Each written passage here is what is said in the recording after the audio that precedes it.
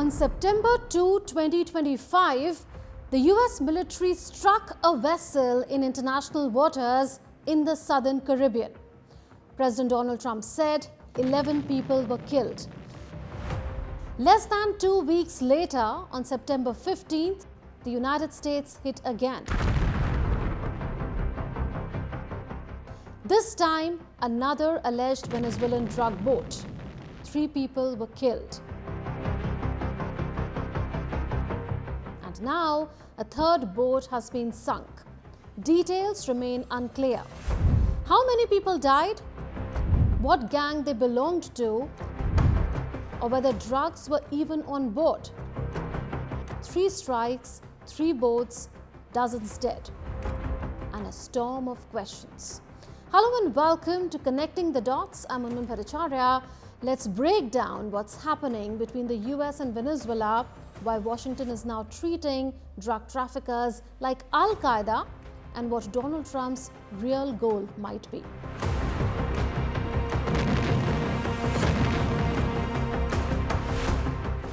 The first strike was on September 2.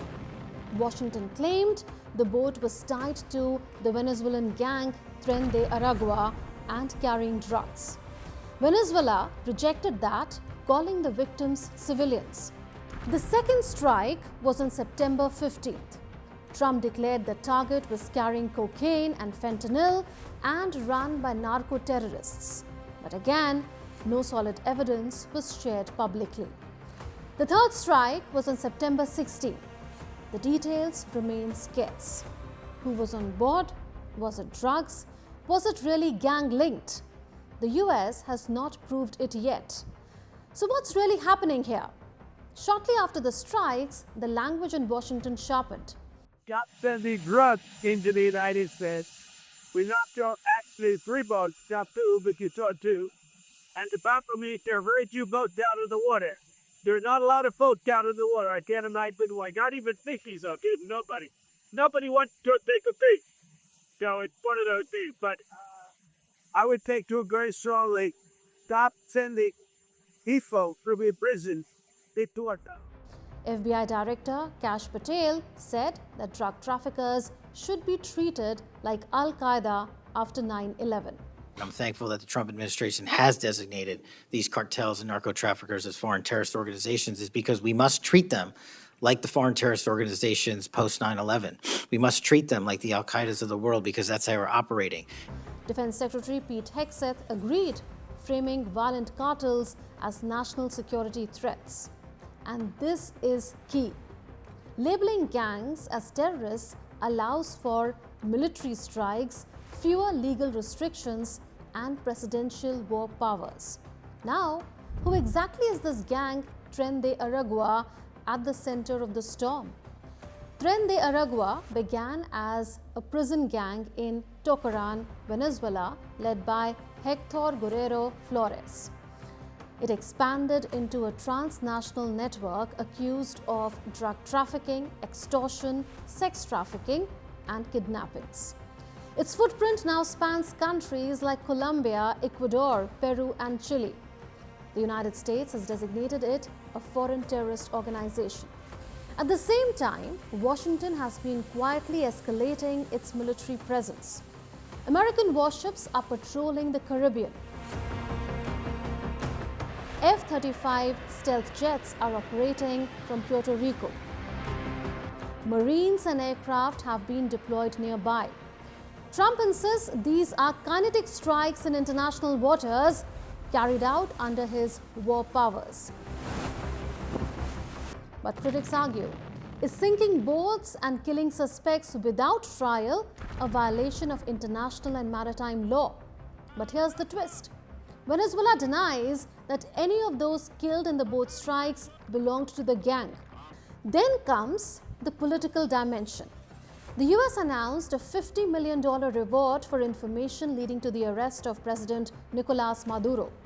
Trump accuses Maduro of running or protecting cartels like the cartel de los Soles. Venezuela says these are lies and claims Washington is using the drug war as a cover for regime change. So what's really the goal here? stopping cocaine and fentanyl, or removing Maduro from power?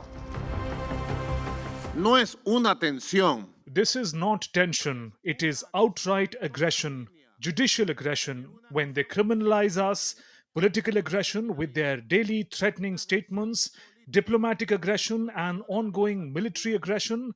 Venezuela is empowered by international law to comprehensively confront this aggression. It is not tension, it is aggression. Caracas has not stayed silent. Officials condemned the strikes as attacks on civilians. Troops and militias have been mobilized. Even civilians are being provided military training to defend the country in case there is war with the U.S. Enemigo se aferra con la posición. And tension spiked when Venezuelan fighter jets flew close to a U.S. destroyer. Trump responded bluntly. If Venezuelan jets endanger American forces, they will be shot down. This is no longer just about drugs. It's about military brinkmanship. Back in Washington, some lawmakers are not happy.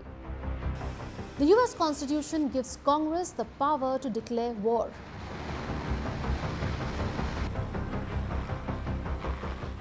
The lawmakers worry that President Trump is using military power without sufficient congressional approval. Yet, Trump has acted unilaterally, citing presidential powers. Critics warn these strikes test the very limits of U.S. law. Legal experts say, even if drugs were on board, trafficking is not usually a crime punishable by death. So are these killings at sea crossing a dangerous line? Here's where we stand right now. 3 Venezuelan boats destroyed. At least 14 people are confirmed dead. Tren de Aragua labeled a terrorist group. A $50 million bounty on Maduro. And U.S. warships and fighter jets circling the Caribbean.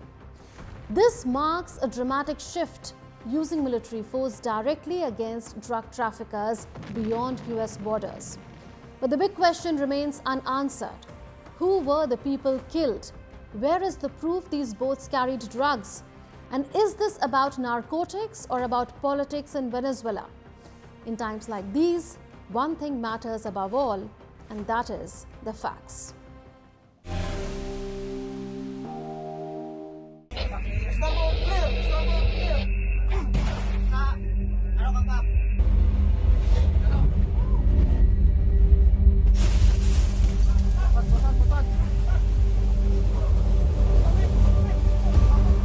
Chinese Coast Guard firing water cannons at a Philippine vessel. This is their latest clash in South China Sea. It happened near the disputed Scarborough Shoal on September 16. Philippine Coast Guard shared these photographs of its damaged vessel. Philippines says it was on a mission to resupply more than 35 Philippine fishing boats at the shoal, which was a humanitarian mission to support its fishermen, when it encountered aggressive actions by 9 Chinese vessels. Coercing, threatening, carrying out unlawful behavior that is pretty much normal for the Chinese government. But China has another tale to tell. Chinese Coast Guard released this video after Philippines' alleged water cannon attack.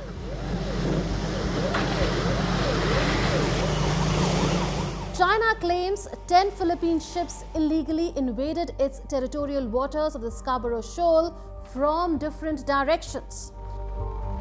Huangyang Island is China's inherent territory. Multiple Philippine government vessels illegally intruded into the waters of Huangyang Island, gravely violating China's sovereignty and rights and seriously undermining peace and stability at sea. China's necessary measures to safeguard its territorial sovereignty and maritime rights and interests are indisputable. So China and Philippines have different versions of what happened that day. While Philippines stresses its vessel was water cannoned, China says its vessel was rammed. But such confrontations are not new. There is a history of such incidents in South China Sea. The latest confrontation comes after China approved a plan to turn the Scarborough Shoal into a national nature reserve. China says this was an important guarantee to protect its ecosystem. After China made its plan clear, Philippines protested. Bajo de Masinloc is a long-standing and integral part of the Philippines, over which it has sovereignty and jurisdiction. The Philippines, likewise, has the exclusive authority to establish environmental protection areas over its territory and relevant maritime zones. The Philippines will be issuing a formal diplomatic protest against this illegitimate and unlawful action by China, as it clearly infringes upon the rights and interests of the Philippines in accordance with international law. Filipino fishermen say the harassment could worsen if China pushes ahead with its plans. Malamang hindi na talaga makapasok lalo. If they build there, chances are it will be even harder to enter. At this point, they haven't even started building, yet there has been harassment going on. What more when they start building there? We will be treated more unfairly. We will be bullied even worse. Binubuli na tayo ng gusto nila. Now see this.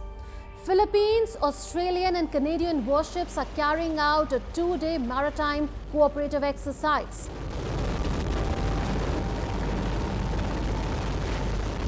This happened near the same Scarborough Shoal in South China Sea. 2 Chinese Navy vessels can be seen shadowing the maneuvers. This exercise took place earlier this month. So what's the dispute over the Scarborough Shoal in South China Sea? Scarborough Shoal is the subject of competing claims primarily between China, the Philippines and Taiwan, which claims it is a sovereign state and not part of China. China claims the shoal, it calls it Huangyan Island. China's claim is based on its sweeping 9-dash line map that covers almost the entire South China Sea. China maintains that position despite the 2016 Permanent Court of Arbitration ruling, which invalidated such broad Chinese maritime claims but left the question of ultimate sovereignty unresolved. Taiwan also claims the shoal. Its position aligns broadly with China's historical assertions over traditional Chinese territory. The Philippines claims the Scarborough Shoal too. It calls it Bajo de Masinloc in Spanish and Panatic Shoal in Filipino. Philippines says the shoal lies within its exclusive economic zone under UNCLOS, or the United Nations Convention on the Law of the Sea, as it is just 200 kilometers off Luzon, which is Philippines' largest island. Remember, UNCLOS is the international agreement that governs all aspects of ocean space, including allocation of rights, responsibilities, and jurisdictions of states. Scarborough Shoal is part of the wider South China Sea dispute that involves the Spratly and Paracel Islands. Chinese claims over almost the entire South China Sea overlap with the exclusive economic zones of Brunei, Indonesia, Malaysia, the Philippines, and Vietnam. Unresolved disputes have festered for years over ownership of various islands and features. In 2016, the Permanent Court of Arbitration in The Hague gave a ruling on a claim brought against China by the Philippines under UNCLOS. The tribunal had ruled that China's sweeping claims in the region were not supported by international law. While China is a signatory to the treaty that established the tribunal, it refuses to accept the court's authority and rejects its decision. So why is the South China Sea so hotly disputed? The South China Sea is a large tropical ocean space covering an area of roughly 1.4 million square miles. Located between the mainland coast of Southeast Asia and the archipelagic island groups of the Philippines, Borneo, and Indonesia, it is one of the world's most heavily trafficked waterways. Approximately 1/3 of the world's maritime trade passes through it every year. That makes it $3.37 trillion in shipborne commerce. More than 30% of global maritime crude oil trade and almost 40% of global liquefied natural gas trade moves through it each year. But South China Sea is not only a major trade route, it is also rich in natural resources. It is estimated to contain approximately 11 billion barrels of oil, 190 trillion cubic feet of natural gas, and other undersea resources. It is home to an area of globally significant biological diversity, as it accounts for 12% of global fishing catch, worth over $21 billion every year. The Scarborough Shoal, too, is rich in fish stocks. It offers natural shelter for vessels. Its location is strategically important because it sits near major shipping lanes vital for global trade, and effective control over it provides military and geopolitical leverage in a highly contested region. So what's being done to resolve the competing maritime claims in South China Sea? As early as the 1970s, countries began to claim islands in various zones in the South China Sea, such as the Spratly Islands, which possess rich natural resources. But over the decades, Chinese and Southeast Asian leaders laying claim over these zones have failed to resolve the disputes diplomatically. This failure undermines international laws governing maritime disputes and encourages destabilizing arms buildups. In recent years, satellite imagery has shown China's increased efforts to reclaim land in South China Sea by physically increasing the size of islands or creating new ones altogether. In addition to piling sand onto existing reefs, China has constructed ports, military installations, and airstrips, particularly in the Paracel and Spratly Islands, where it has 20 and 7 outposts, respectively. China has militarized Woody Island by deploying fighter jets, cruise missiles, and a radar system. South China Sea is also at the heart of great power competition. The United States has important interests here in ensuring freedom of navigation and securing sea lanes of communication. To protect its political, security, and economic interests in the region, it challenges China's assertive territorial claims and land reclamation efforts by conducting freedom of navigation operations and bolstering support for Southeast Asian partners. Washington also has a defense treaty with Manila that was signed way back in 1951, and that treaty commits both nations to mutual defense in the event of an external armed attack and is a foundational element of their military alliance. After assuming office in June 2022, Philippine President Ferdinand Marcos Jr. signed deals with the U.S. to increase U.S. military access, joint exercise training, and weapons transfers. In March 2024, U.S. Secretary of Defense Lloyd Austin confirmed that the United States Mutual Defense Treaty with the Philippines extended to both countries' armed forces, public vessels, and aircraft in the South China Sea. U.S. supports the call for a legally binding code of conduct between China and other claimant countries. But no concrete progress on such a binding code of conduct has been made so far. Other Western countries, such as the United Kingdom, Australia, and Canada, support Philippines' maritime claims. Amid rising tensions with China, the Philippines has strengthened its partnerships with its Indo-Pacific neighbors. Japan has stepped up its presence in recent years by selling military equipment to the Philippines and Vietnam to improve their maritime security capacity. India too has sold its BrahMos supersonic cruise missiles to the Philippines to help it bolster its coastal defense. So to sum it up, the South China Sea remains a highly contentious area with legally complex and overlapping claims, frequent maritime confrontations, and broader geopolitical stakes involving not only regional claimants but also the interests of global powers. Before we wrap up, let's end with a lighter note. Surfing went to the dogs in Del Mar, California, with canines hitting the waves to raise funds for a local animal shelter. Thanks for watching. We leave you with these fascinating visuals. Namaskar.